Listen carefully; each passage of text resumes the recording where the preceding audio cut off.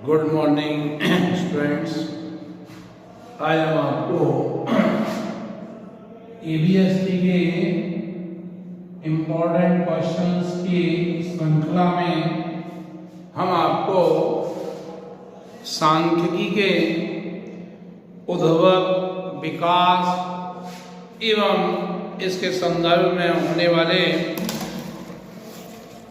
परिवर्तन, इन सब की बातचीत करेंगे। सांख्यिकी की परिभाषा विभिन्न विद्वानों द्वारा किस प्रकार से दी गई है, यह सब बताएंगे। सांख्यिकी का उद्भव किस प्रकार से हुआ, बैंकिंग काट देते हैं। सांख्यिकी ठीक है, तो सांख्यिकी जो अपना विषय, इसका उद्भव किस प्रकार से हुआ, इसका विकास कैसे हुआ, तो आज हम इन सब की चर्चा आपको करेंगे। 20वीं शताब्दी के पूर्व में सांख्यिकी का तीव्र गति से विकास हुआ। वर्तमान में सांख्यिकी ने जनसाधारण के मस्तिष्क में एक अत्यंत महत्वपूर्ण एवं असाधारण स्थान प्राप्त कर लिया। अब यह एक पृथक रूप से विज्ञान माना जाने लगा। कुछ व्यक्ति तो इस विचारधारा के हैं कि यदि ज्ञान अंकों पर आधारित है तो उसे ज्ञान ही, यदि ज्ञान अंकों पर आधारित नहीं है तो उसे ज्ञान ही नहीं कहा जा सकता। लॉर्ड केल्विन ने ठीक कहा था कि आप जिस विषय की बात कर रहे हैं, यदि आप उसका मापन कर सकते हैं एवं उसे अंकों में व्यक्त कर सकते हैं तो आप उसके विषय में कुछ जानते हैं। किंतु जब आप उस विषय का मापन नहीं कर सकते, उसे संख्याओं में व्यक्त नहीं कर सकते, तो आपका ज्ञान अल्प एवं असंतोषजनक है। यह ज्ञान का प्रारंभ हो सकता है, परंतु आप अपनी विचारधारा में विज्ञान के स्तर तक प्रगति नहीं कर पाए। यही कारण है कि मानव जाति के सुख, समृद्धि एवं स्वास्थ्य में वृद्धि करने के उद्देश्य से राजनीतिक, व्यावसायिक एवं सामाजिक संस्थाओं द्वारा प्राचीन काल से समंकों का उपयोग होता रहा है। वास्तव में सांख्यिकी का जो विकास हुआ, जैसे जैसे जनजातियां संगठित होती गईं, राष्ट्र का स्वरूप धारण करती गईं, वहां के शासकों एवं राज्यों द्वारा तथ्यों को एकत्रित करने की आवश्यकता महसूस होने लगी। शासकों के लिए आवश्यक हो गया कि यदि कर लगाने तो उन्हें प्रजा की संपत्ति का ज्ञान हो।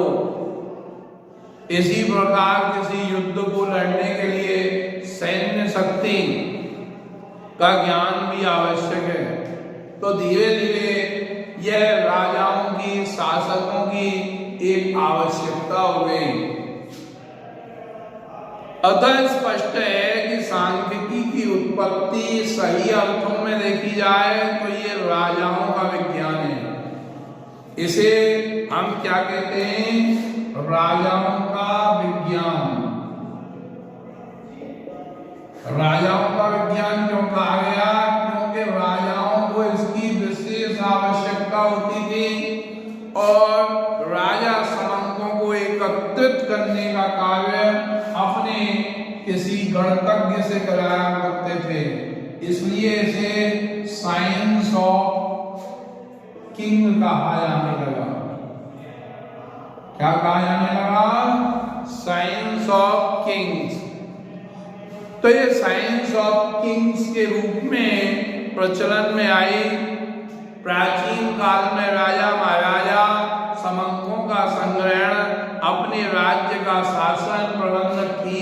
प्रकार से चलाने के लिए आयकर नीति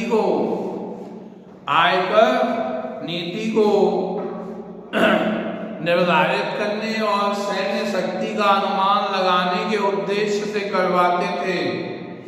इस प्रकार के आंकड़े 3050 ईस्वी पूर्व विश्वविख्यात पिरामिडों की निर्माणकर्ताओं हेतु मिस्र के सम्राटों द्वारा इकट्ठे किए गए। इसके पश्चात 1400 ईसा पूर्व सम्राट रेमेसिस द्वितीय ने भूमि के उचित वितरण के लिए भूमि संबंधी तथा मूसा सम्राट ने जातियों की गणना करवाई। सन 1400 ईस्वी में मूसा सम्राट ने सबसे पहले जातियों की गणना कराई। समंक ने भारत में समंक संग्रहण की प्रथा कोई आज नहीं है। यह प्राचीन काल से समंकों को इकट्ठा करवाया जाता था। प्राचीन ग्रंथों तथा मनुस्मृति, सुगनीति, वाल्मीकि रामायण, महाभारत, श्रीमद् भागवत में भी शासन व्यवस्था के लिए आंकड़े एकत्रित करने की रीति तथा संगठन विधि का उल्लेख मिलता है। यूनानी राजदूत मेगास्थनीज ने चंद्रगुप्त मौर्य के शासनकाल में आय व्यय, जन्म मरण, सेना भूमि तथा लगान संबंधी समंकों के संग्रहण की विधि का उल्लेख किया है। कौटिल्य के अर्थशास्त्र में प्रशासन, सामाजिक व्यवस्था, युद्ध संचालन आदि के संबंध में बहुत से तथ्य व समंक उपलब्ध होते थे। मुगल काल में भी समंकों के संग्रहण की प्रथा का प्रचलन जारी रहा, जिसका उल्लेख तुझके बाबरी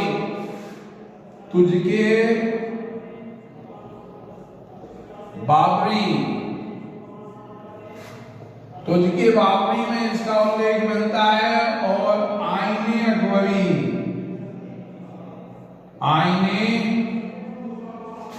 अकबरी जो अबुल फजल के द्वारा लिखी गई थी, उसमें भी इस प्रकार का उल्लेख देखने को मिलता है। अकबर के शासनकाल में उसके राजमंत्री, राजस्व मंत्री राजा टोडरमल ने अकबर के जो दरबारी थे, कौन थे दरबारी? अकबर के दरबारी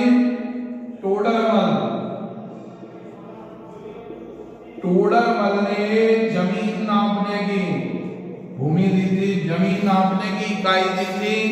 टोडरमल ने लगान निश्चित करने हेतु भूमि की पैमाइश करवाई थी। ठीक है, तो जमीनों को नापने के लिए भी इन सब की जो है संग्रहण, समंकों का संग्रहण आवश्यक था। 16वीं एवं 17वीं शताब्दियों में ज्योतिष शास्त्रियों ने तारों व नक्षत्रों की गति, स्थान आदि के विषय में अनेक समंक संग्रहित किए। इनमें टाइको, Brahe, John's, Kepler, James, gene आदि के नाम विशेषकर उल्लेखनीय हैं। 17वीं एवं 18वीं शताब्दी में ज्योतिष शास्त्रियों ने तारों, नक्षत्रों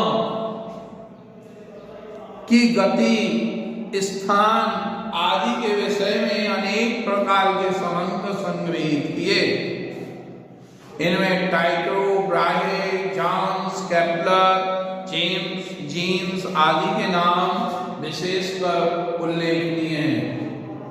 17वीं एवं 18वीं शताब्दी में सांख्यिकी विज्ञान का प्रयोग जुए में भी किया जाने लगा, गैम्बलिंग में। इसका प्रयोग जुआ एवं सट्टा, यानी गैम्बलिंग में भी सांख्यिकी का प्रयोग किया जाने लगा। ठीक है, और यह विज्ञान नेपलेक्सिस, सर फ्रांसिस गॉल्टन, बाउले, फिशर, कार्ल पियर्सन आदि विद्वानों का सदैव ऋणी रहेगा, जिन्होंने इस विज्ञान को और अधिक विकसित किया। कार्ल पियर्सन, फिशर, गाल्टन ने मध्यका, चतुर्थक, सहसंबंध, सूचकांक व समाश्रयण आदि सांख्यिकी विधियों का प्रतिपादन किया। ठीक है छात्रों,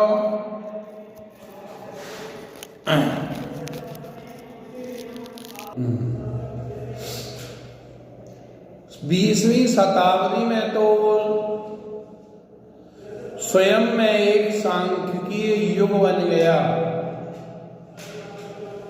जिसमें मानव जाति के संबंधित सभी विज्ञानों में इसका पूर्ण रूप से उपयोग किया जाने लगा।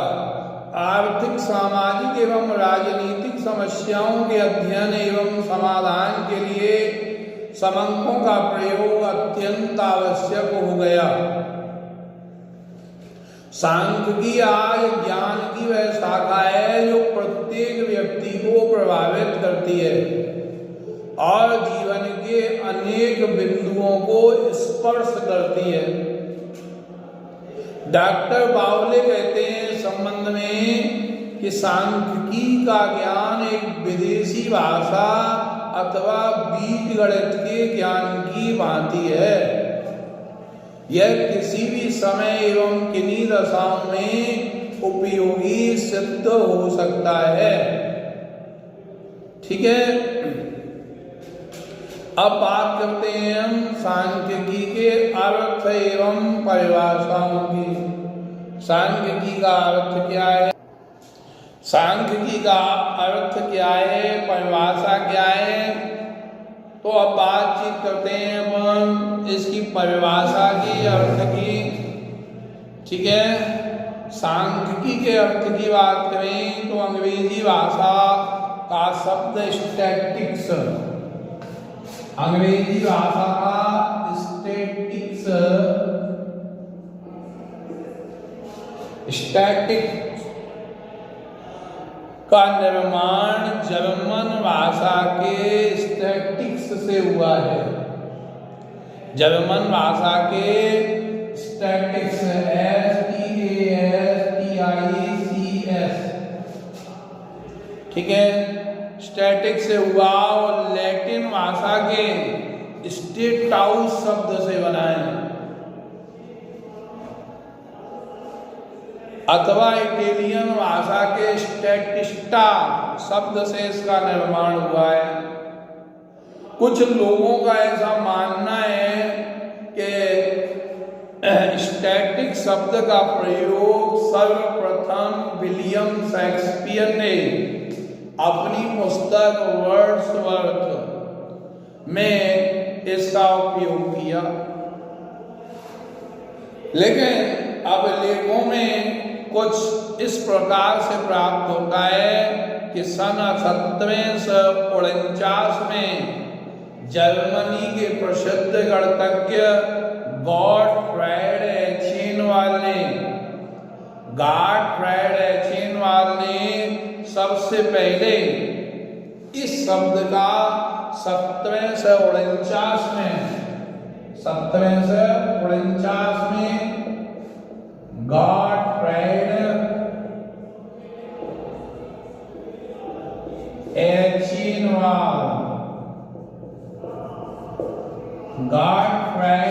एचेनवाल ने सन 1749 में इसका उपयोग किया। इसे सांख्यिकी का जन्मदाता माना जाता है। सांख्यिकी का जो जन्मदाता है, इसे जन्मदाता भी सांख्यिकी का मानते हैं। गॉटफ्राइड एचेनवाल को सांख्यिकी का जन्मदाता के रूप में माना जाता है। सांख्यिकी शब्द स्टैटिक्स का हिंदी अनुवाद है फादर कामिल बुल्के ने अंग्रेजी हिंदी कोश में स्टैटिक्स शब्द के दो अर्थ दिए। प्रथम बहुवचन संज्ञा के रूप में, दूसरा एक वचन संज्ञा के रूप में। फादर कामिल बोल के कहते हैं कि एक वचन भी है और यह बहुवचन भी है। अब एक वचन कैसे है और बहुवचन किस प्रकार से है, थोड़ा इसको देखें।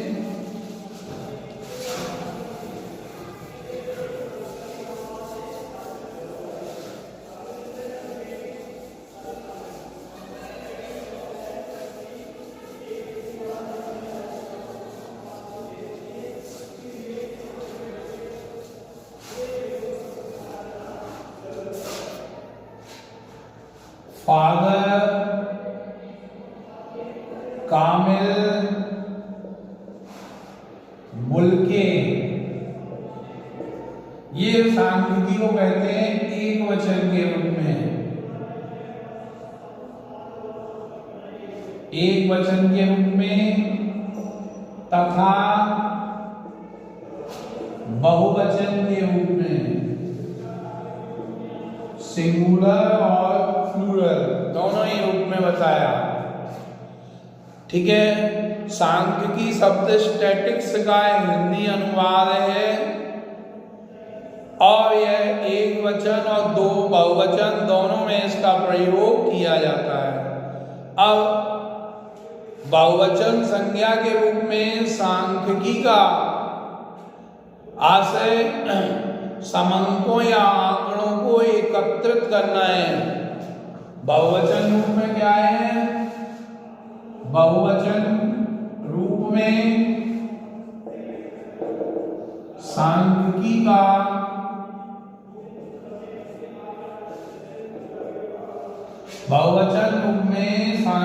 का समंक एवं आंकड़ों के रूप में उपयोग।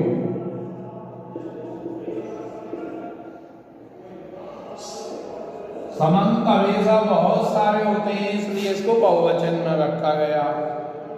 समंक और आंकड़े बहुवचन में होते हैं, इसलिए संख्यात्मक है ये, इसलिए बहुवचन में रखा गया।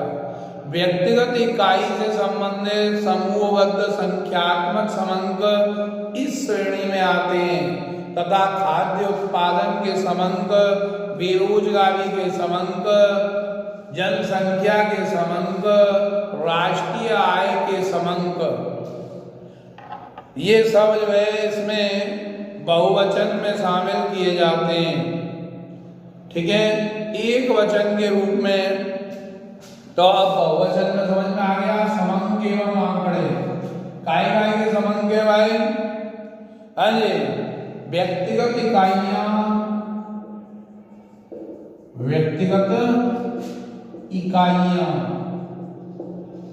ठीक है, व्यक्तिगत इकाइयां समूहबद्ध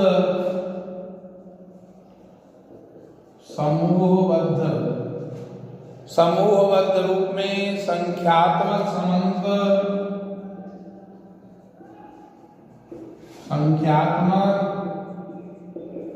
समंक, ठीक है, और जनसंख्या के समंक,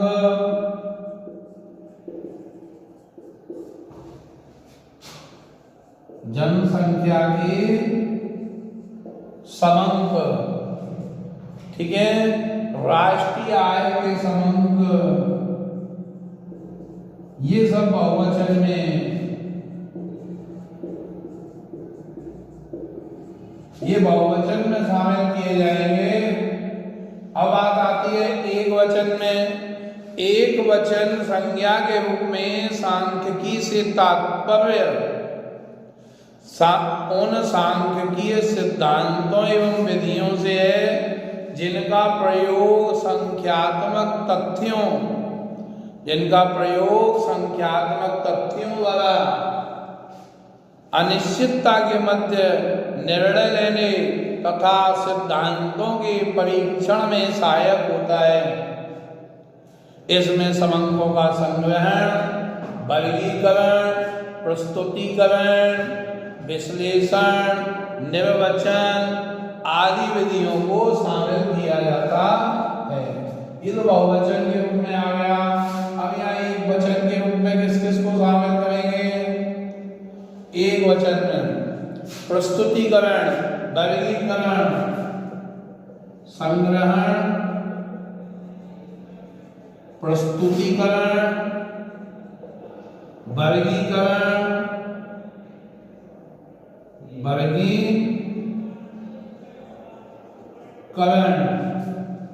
ठीक है। वर्गीकरण, विश्लेषण,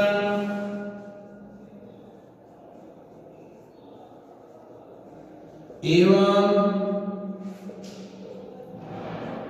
निवर्चन, ठीक है। निवर्चन का मतलब डिसीजन, इंटरप्शन आदि संबंधित विधियों को इसमें शामिल किया जाता है।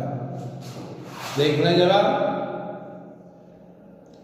केंडाल एवं बकलैंड, केंडाल एवं बकलैंड ने सांख्यिकी शब्द की व्याख्या निम्न प्रकार की है।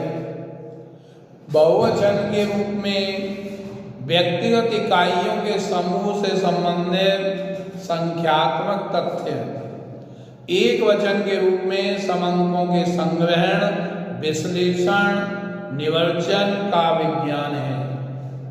एक वचन में समंकन के संग्रहण, विश्लेषण व निवर्चन का सिद्धांत है सांख्यिकी, ठीक है। वास्तव में सांख्यिकी की परिभाषा निश्चित नहीं की गई है। इसकी परिभाषा को निश्चित करना बड़ा कठिन कार्य है और बड़ा विवादास्पद है। इसकी अनेक परिभाषाएं प्रस्तुत की गई हैं। सन 1869 में क्वेटले ने विभिन्न 180 परिभाषाओं की सूची तैयार की। इकट्ठी 180 परिभाषाएं दे दी क्वेटले ने। बहुवचन और एक वचन संज्ञा के रूप में विभिन्न विद्वानों द्वारा अनेक परिभाषाएं विद्यमान हैं। कुछ बहुवचन के रूप में हैं, कुछ एक वचन के रूप में हैं। अब बहुवचन के रूप में कौन कौन सी परिभाषाएं, इसकी चर्चा करते हैं। बहुवचन संज्ञा के रूप में परिभाषाएं हैं, इनको जरा देखेंगे।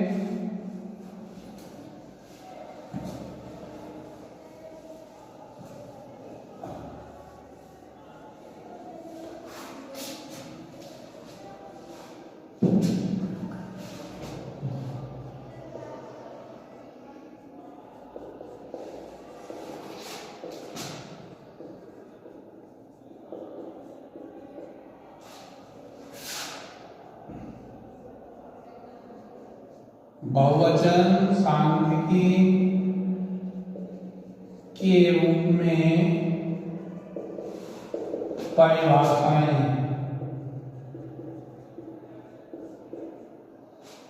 अब बहुवचन सांख्यिकी के रूप में परिभाषाएं कौन कौन सी हैं? बहुवचन के में आकेनवाल ने दी गई परिभाषा, आकेनवाल द्वारा दी गई परिभाषा। आकेनवाल क्या कहते हैं कि जिन्हें सांख्यिकी का जनक कहा जाता है। आकेनवाल को क्या है, सांख्यिकी का जनक कहते हैं। कहते हैं राज्य से संबंधित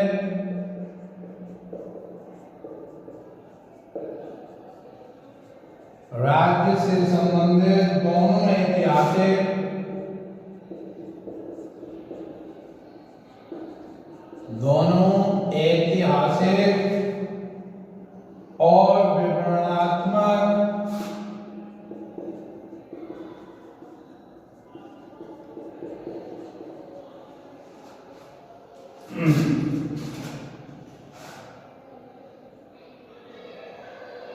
महत्वपूर्ण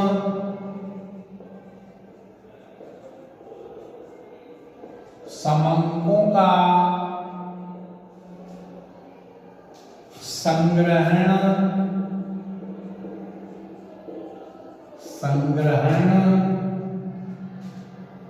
सांख्यिकी है।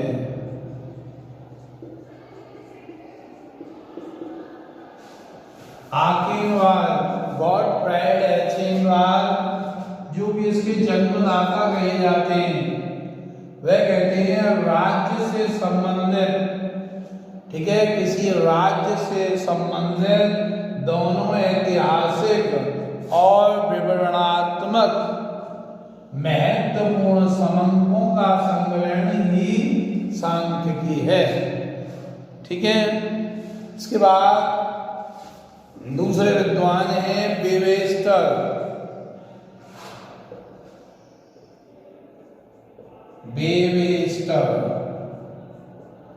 वेवेस्टर क्या कहते हैं? समंक किसी राज्य की, समंक किसी राज्य के,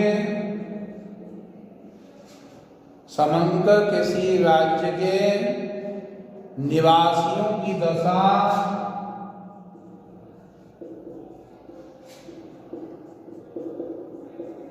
निवासियों की दशा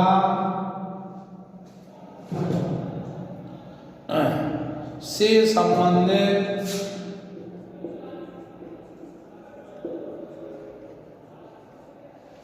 दशा से संबंधित समंक किसी राज्य के निवासियों की दशा से संबंधित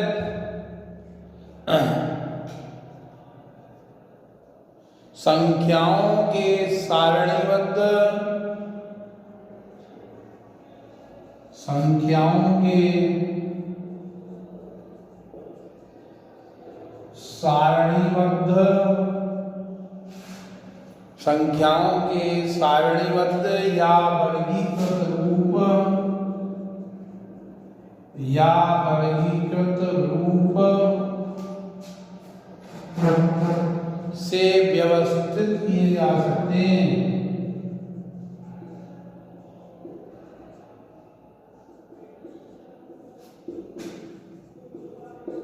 किए जा सकते हैं।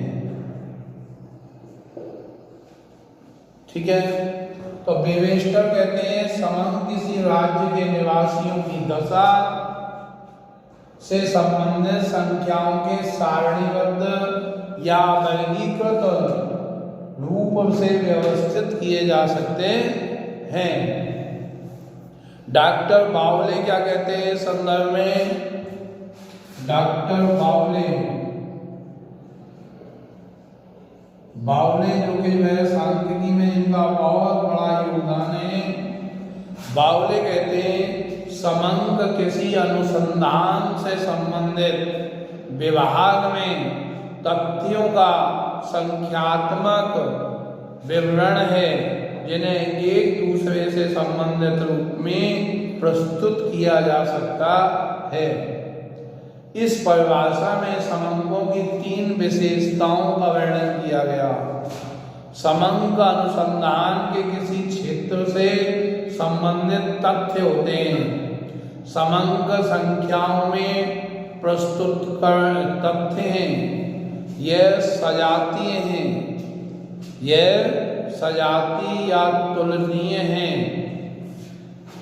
फिर भी इस परिभाषा में समंक की सभी विशेषताओं का समावेश नहीं हो पाया है, जिससे इसके पर्याप्त स्पष्टीकरण की आवश्यकता बनी रही। अतः सांख्यिकी की यह परिभाषा उपयुक्त और अच्छी प्रतीत नहीं होती है। यह परिभाषा भी अपूर्ण है क्योंकि इनमें समंकों की अन्य महत्वपूर्ण विशेषताओं का उल्लेख नहीं किया गया है। अब कॉर्नर कहते हैं कुछ समंक किसी प्राकृतिक या सामाजिक घटनाओं के माप गणना का अनुमान है जिन्हें व्यवस्थित रूप से विन्यासित कर उनमें पारस्परिक संबंध प्रदर्शित किया जा सकता है। यह परिभाषा सांख्यिकी के क्षेत्र को संकुचित बनाती है और इन परिभाषाओं के आधार पर सामाजिक या प्राकृतिक घटनाओं का उल्लेख किया गया है। वरना अन्य अनेक समस्याओं का अध्ययन भी सांख्यिकी में किया जाता है। ठीक है, तो अब हमने आपको बहुवचन रूप में प्रयोग किए जाने वाली आपको इन परिभाषाओं का उल्लेख किया। बाकी की एक वचन की परिभाषाओं का उल्लेख अगले वीडियो में आपको करेंगे। तब तक के लिए गुड बाय।